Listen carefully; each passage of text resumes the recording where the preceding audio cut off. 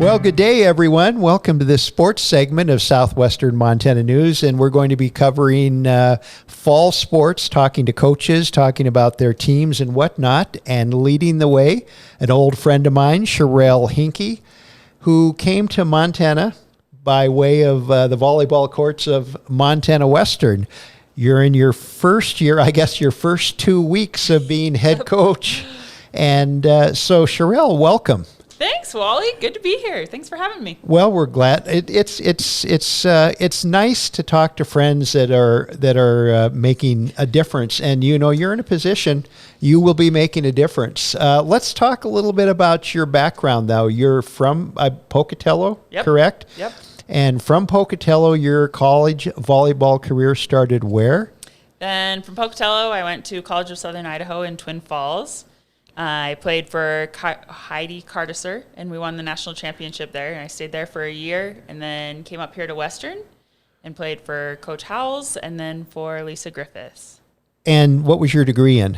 I got a bachelor's in biology, and then from there went down to Utah to school and got my doctorate of physical therapy. Which is, it just shows, we're going to get off the athletic track a little bit. It shows the power of Western's biology program with Mike Morrow. Yeah. Yeah, it was awesome. Yeah. And now you're a practicing physical therapist here in Dillon. Yep. And you've added coaching to that. Yep. And you said we talked about you playing volleyball here, you got your degree here, but you collected something else while you were here too. I did. I met my husband here also. And now we're going to be lifers. We bought a house here in Dillon, and we're happy to call Dillon home now. 2-year anniversary recently? 2-year anniversary on Monday. Well, congratulations. Thanks. Congratulations. Let's talk volleyball, though. Okay. You were an assistant coach with Susie a couple years ago, and last year in the crazy COVID year, you didn't coach, and now Susie decided to concentrate more on her little one. Yep. And so, in a way, you're not really a new coach. I have coached a fair amount. I coached at Lima before I left for school, and then was the freshman coach here at Beaverhead County the year before I left to go to grad school, and then have kind of just helped out here and there since then. So I'm not totally new to the game, but new enough that I'm very excited for what the future holds. Well, there's quite a bit of difference. I mean, the game is the same, Yep. but the difference between you being a player and you being a coach. There is a huge difference. The strategy involved with coaching and like the managing the players and not worrying just about like what you're doing and your game plan, but also worrying about like the whole team and the team dynamics and what the other side is doing is very different than being a player. Well, and you talked about tryouts were a bit overwhelming, and not overwhelming in a bad way, but overwhelming in a good way with a plethora of players. Yes, tryouts were awesome this year. We were very blessed. We had 36 girls that came out for the team. We were only able to keep 27 of them, just kind of the number game that we wanted to play. And so it was tough on us coaches. Cuts are never easy, but we have a lot of talent this year, and we're super excited for where we're headed. Well, I saw the volleyball schedule. You have not only JV, but you have C squad too. Mm-hmm. So you're not just managing the varsity; you're managing 3 teams. Yep. Yeah. But thankfully, I have good assistant coaches to help me out with that. So you had mentioned that you had been here, prior to going to Utah to get your doctorate. Mm-hmm. And then you came back and helped out.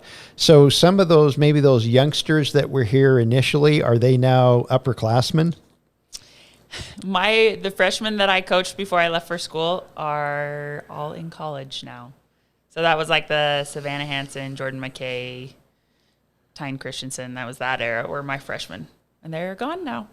So you're starting from scratch, basically, yep. is getting to know the girls. So let's just talk a little bit about what you have so far. So you had tryouts. You've got your team ready to go. You open up the season at the tip-off tournament. And this will probably air just when you're probably serving it. Well, you're not serving it, But a Beaver is serving it somewhere at the tip-off tournament. Okay. So let's kind of look at maybe the nucleus of what you have as far as returning players. You said everybody that played last year is back this year, basically. Almost everybody. Everyone that is on the varsity team has played before. We have 5 returning seniors this year, which is going to be huge for us. We have a very solid team, but it is going to, next year will be a little rough losing those 5. What about size-wise? How do you size, like your front line? What kind of size do you have across the front line? Evie Hansen is by far our tallest. We've got some tall freshmen coming up, but for right now for our varsity, Evie is our tallest, and then we have Zoe Morris as our M2, so our other middle. And so we've got some height, not any like crazy exceptional tall girls, but we've got good height and they can jump.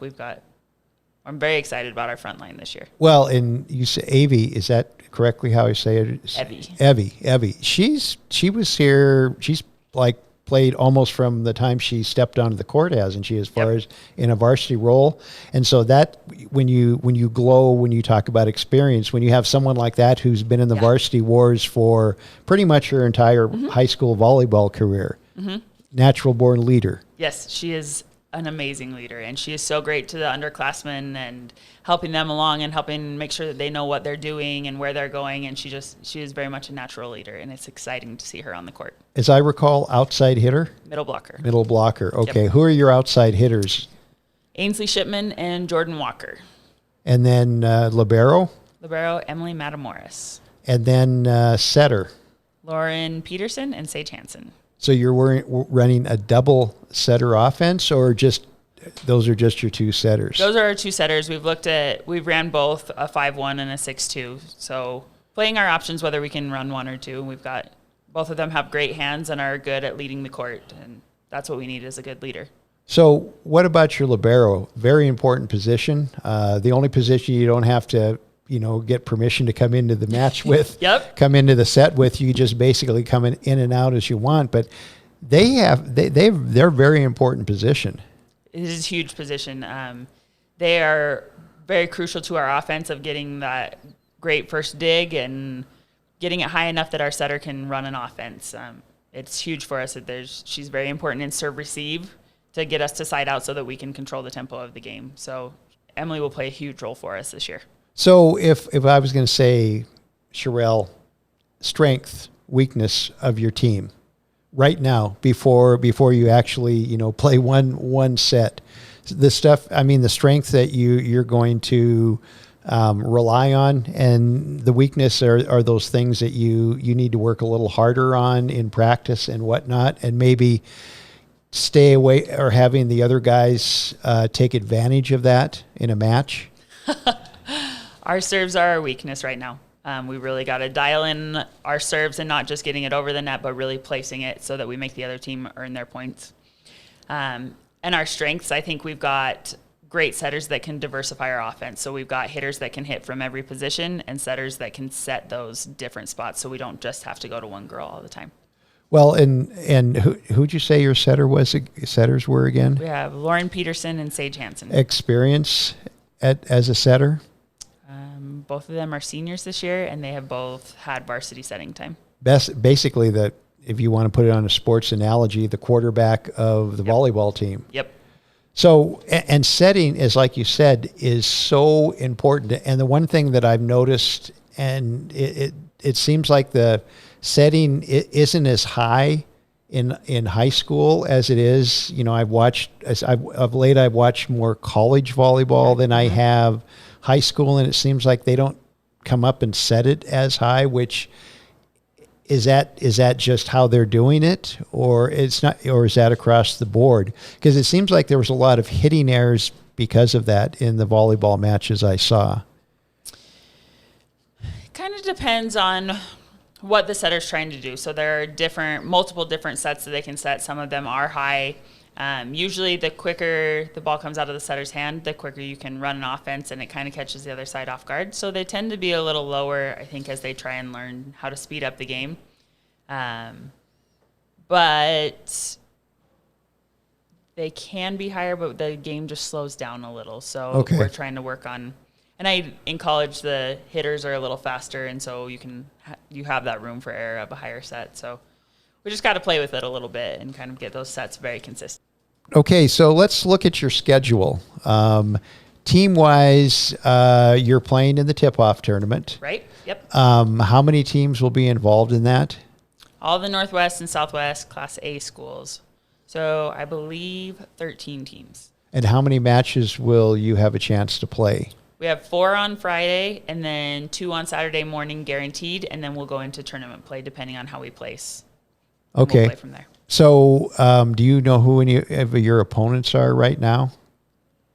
I want to say our first game is against either Libby or Ronan. We play Ronan, Libby, Polson, Columbia Falls,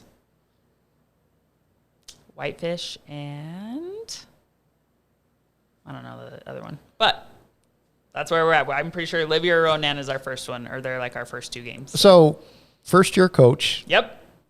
How do you do your game plans for those opening matches? I mean, is there film available, or do you just... So the whole conference has gone to a new platform for sharing and uploading film, and all of the teams are supposed to have film uploaded by today. So it would be available, but as far as going into this tournament, I am more worried about what my girls are doing and what we're doing as Beaver Volleyball. And I want us to be really solid with our game plan, and it'll give us a good opportunity to look at these other teams that we'll see in postseason play. But as far as we won't play them during conference play. So I'm really focused on what we're doing well and what we need to improve on versus what the other teams are doing right now. When you say you won't play them, so you play teams in the Northwest, is that that's Libby and Whitefish and stuff, and then the Beavers are in the Southwest? Yep. Who's in the Southwest with the Beavers? We have Stevensville, Hamilton, Corvallis, Frenchtown, East Helena, and Butte Central. Yep. East Helena, a brand new team. School, yep. Now, did they play last year at all? I know they're Yes. okay. This will be their 3rd season of play. Did they play? Because I know their football team played JV the first couple of years, but volleyball was varsity from the start. No, they started with an all freshman class, so I believe, were able to start with a JV team and have been JV for the last 2 seasons, and I think this will be their first year of having varsity volleyball because they finally have juniors in the school. Now, is it correct that we go to districts too? Or is that just one? Because I remember people were talking about that a few years ago. Well, why are we going to districts? So do we go districts and then divisional and then to state? Yep. So You got it. Okay, so district is basically is like the Southwest, Yes. and then divisionals would be Southwest versus Northwest. okay, Yep. okay. And then where are those tournaments? Do you know right now? Maybe I can tell you Districts where they are. are in Corvallis, I believe. Yep. And Yep. divisionals Are in Ronan. again. Yeah. Yep. I thought we headed back to Ronan, and then state in Bozeman. Okay. So and then you've got a varsity JV tournament coming up Labor Day weekend. It looks like. In Manhattan. Yep. Very exciting. So will that be just teams from the area that you know that are going to be in there? Manhattan's a pretty good volleyball team. I mean, some of the players that have come from that have gone to Western from Manhattan, the strength is good. Yeah. There will be some Class A, some Class B, and I believe even a Class C school there. It's a little bit of kind of just teams from the area to just get more touches on the ball, and it'll be a fun tournament to go to. Try some new things. Which is, I think that's probably, you answered your question earlier when you talk about these tournaments that are coming up before you. Looks like your first conference match is September 9th against Butte Central. So you're just trying to look at rotations and what works and what doesn't work. Yep. Because right now it's all on paper, basically, right? So you have to go from there. Without having coached a single match with this new, I'm going to ask you to go out on a limb and say, how do you look at the Southwest Conference? So far, my coaching philosophy has been like we're going forward from here, and I'm not worried about the past. I'm not worried about what other teams have done in the past and what we've done. We're going forward from here, and I look to be at the top of the conference this year. Okay.